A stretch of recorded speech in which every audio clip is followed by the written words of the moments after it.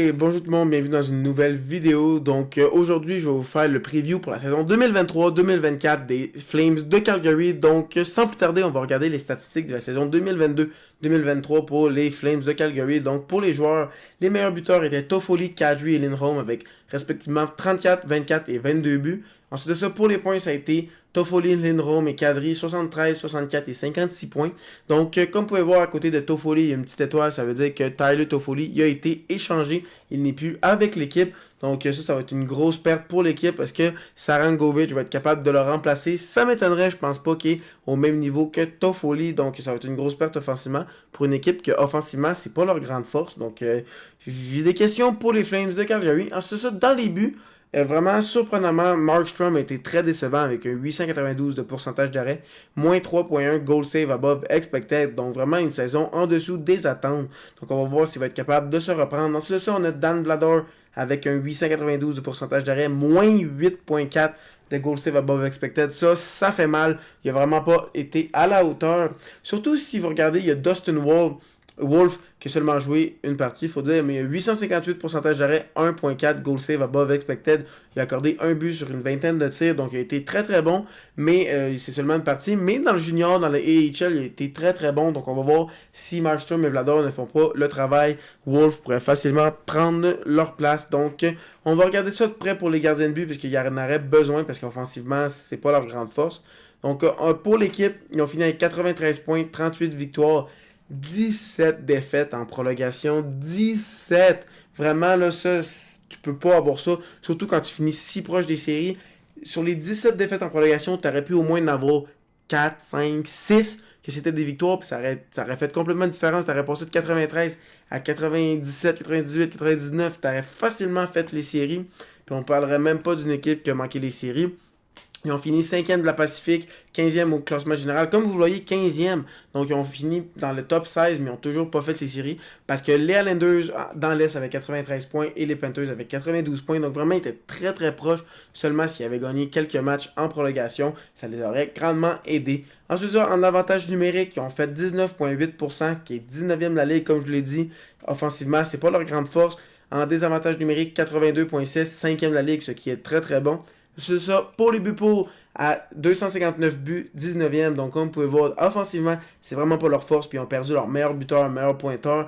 Donc, ça va faire très très mal. Ensuite de ça, buts contre sont 247, 13e. Donc, même avec des gardiens qui ont mal joué toute la saison, ils ont quand même fini 13e pour les buts contre. Donc, ça veut dire qu'ils ont une très bonne défensive. Donc, si les gardiens sont capables de faire un meilleur travail, ils pourraient facilement être dans le top 10 l'année prochaine pour les buts contre. Donc ça, c'est un truc qui pourrait les aider à faire les séries. Ils pourraient gagner des matchs 2-1, 3-2, en prolongation 1-0 si les gardiens sont capables de faire le travail. Donc si on regarde les joueurs qui sont partis, il y a Toffoli, Markstone, Lucic, pas Markstone, oui, Markstone, Lucic, Lewis et Nick Ritchie. Donc vraiment, c'est quand même pas des gros noms, à part Toffoli. Toffoli, c'est vraiment le gros nom qui est parti, mais les autres, c'est vraiment de la profondeur.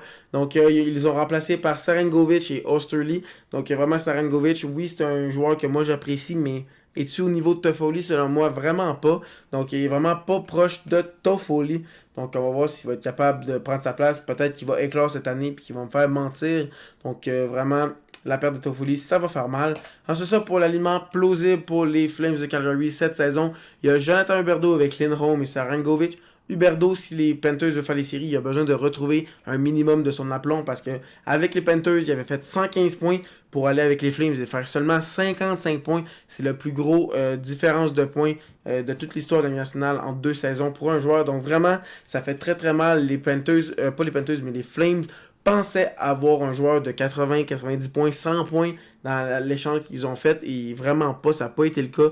Donc ça, c'est une des raisons aussi pourquoi ils n'ont pas fait les séries. Juste si Huberdeau avait eu 70 points à la place, il aurait sûrement gagné une coupe de match de plus puis il aurait fait les séries.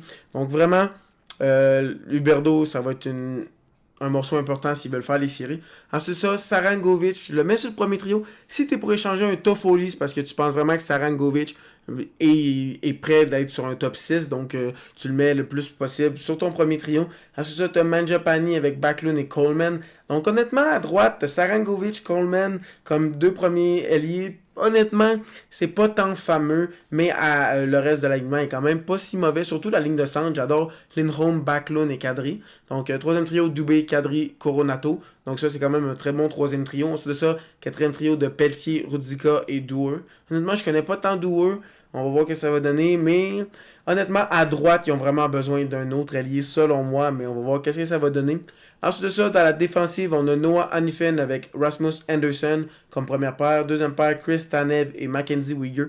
Honnêtement, ce top 4 est vraiment très très fort, très solide, capable de jouer physique, défensivement, de relancer l'attaque. Donc j'aime beaucoup cette défensive avec la troisième paire de Osterley et Zadorov. Donc vraiment très bonne défensive. Selon moi, c'est leur point fort, ça et leur ligne de centre. Ensuite ça, dans les buts, Markstrom avec Vladar, comme je vous ai dit, les deux ont besoin de connaître une vraiment meilleure saison. Donc on va voir qu'est-ce que ça va donner, mais s'ils ne sont pas capables d'avoir une meilleure saison, je pense bien que Dustin Wolf va jouer plusieurs parties si ça continue comme la saison passée. Donc si on regarde les joueurs que les Flames ont en extra, donc ils ont Kevin Rooney et Dryden Hunt en attaque. Ensuite ça, en défensive, ils ont Oliver Shillington, donc ça aussi c'est quand même un bon jeune joueur que j'aime bien à la défensive. Et dans les buts, Dustin Wolf, je pense que si ça va pas bien pour Vladar ou Markstrom, ils n'auront pas peur de l'utiliser. Et pour les prospects en attaque, on a Connor Zary et Samuel Honzek. Honzek vient d'être repêché au dernier repêchage. Et en défensive, on a Jérémy Poirier et Étienne Morin, deux Québécois. Et dans les buts, c'est Dustin Wolf. J'aurais pu le mettre extra ou prospect. C'est les deux, il est encore très jeune. Donc, on va voir qu'est-ce que ça va donner. Donc, honnêtement, pour les Flames, est-ce qu'ils vont faire des séries? Honnêtement, si Huberdeau se réveille pas, ça va être compliqué. Surtout qu'il y a plusieurs personnes qui ont dit qu'ils voulaient partir comme Lindholm. Donc peut-être que dans la chambre, l'ambiance, c'est pas la meilleure. Mais moi, je pense qu'ils vont se battre pour les séries. Ils vont être dans la course jusqu'à la toute fin, un peu comme cette année. Mais moi, j'ai vraiment l'impression qu'ils vont peut-être manquer les séries. Ils vont peut-être aller en reconstruction, essayer d'échanger Lindholm, peut-être un Markstrom. Mais en même temps, tu peux pas faire ça quand tu as signé Weegar et Huberdeau pour 8 ans à des gros contrats. Donc, on va voir ce que ça va donner. Peut-être qu'ils vont aller chercher un ailier droit parce que selon moi, ils ont vraiment besoin d'un ailier droit pour jouer sur ce top 6. Donc, on va voir ce que ça va donner. Ils vont se battre. Ils vont à peu près finir avec 85 à 100 points dans ce range-là. Donc, dites-moi dans les commentaires qu'est-ce que vous pensez pour les Flames de Calgary. Est-ce que vous pensez qu'ils vont faire les séries? Puis est-ce que Huberdeau va se reprendre de son année de misère? Donc, sur ce, si vous êtes encore là, c'est sûrement que vous avez aimé la vidéo. Donc, n'hésitez pas à liker, à vous abonner si ce n'est pas déjà fait, à cliquer sur la petite cloche pour savoir quand je vais faire d'autres vidéos. Et sur ce, bonne fin de journée!